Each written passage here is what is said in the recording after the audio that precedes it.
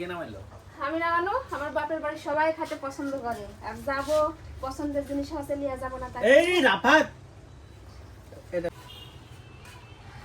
8 দিন হয়ে গেছে, আজকে শুক্রবার, আজকে আমরা চলে যাবো বাপের বাড়িতে। তো আল্লাহর কি বিশেষ একটা নিয়ামত, আজকে আপনাদের একটা জিনিস দেখাবো। আমার বাড়িতে একটা সবজি গাছ আছে, আর সেই সবজি গাছে কত সবজি ধরে আছে। আর আজকে সেই সবজি নিয়ে যাবো আমার ভাবির জন্য। আমার বাপের বাড়ির সবাই, আমার বাবা মা ভাই ভাবি সবাই এই সবজিটা খেতে অনেক পছন্দ করে। আসো আসো দেখেন।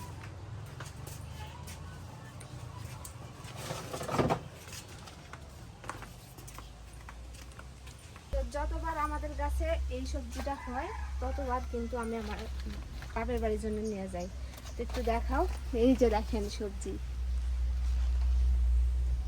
মাশাআল্লাহ আল্লাহর কি বিশেষ নিয়ামত। দেখেন কিভাবে ধরে আছে, গাছের গোড়া থেকে শুরু হয়েছে। এই যে দেখেন, এই যে দেখেন।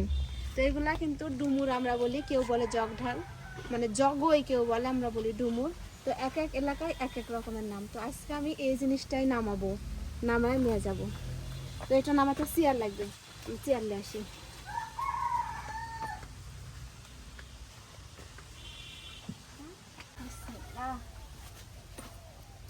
প্রথমে গোড়া থেকে শুরু করি, আবার সেদিকে দেখো।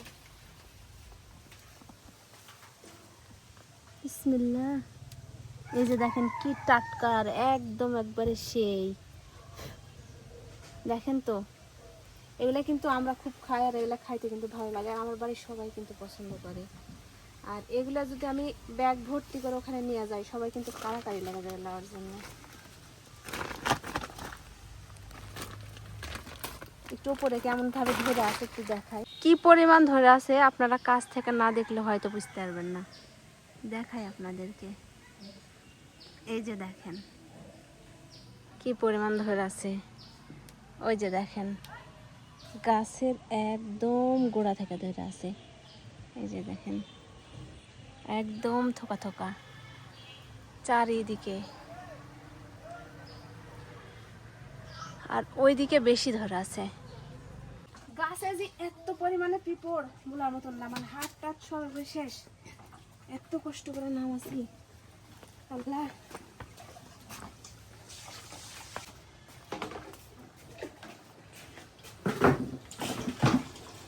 এই যে এখন আপনাদের দেখাবো,